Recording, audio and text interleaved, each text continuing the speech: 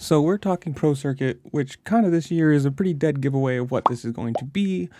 It's an injury report. And full on to the one guy who you probably thought maybe he'll make it through this year.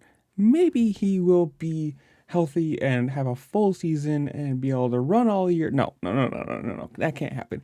But Cameron McAdoo, supposedly, or not supposedly, the news coming out from the team, from Pro Circuit, saying, quote, "It's time to send our boy Cameron McAdoo a get better soon wish below in the comments. He sustained a practice injury and won't be able to line up at Glendale this weekend."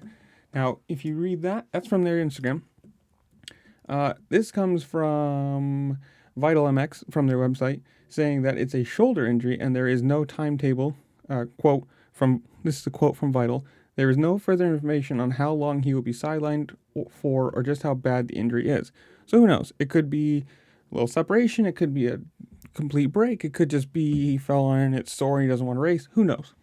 But it's got to be bad for him or for the team. Just, every single person on this year has been injured. Even the fill-in rider had his broken ankle or broken heel or whatever it was.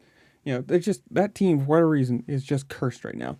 And you got to say it sucks because, one, these are some of the most talented riders in 250 class.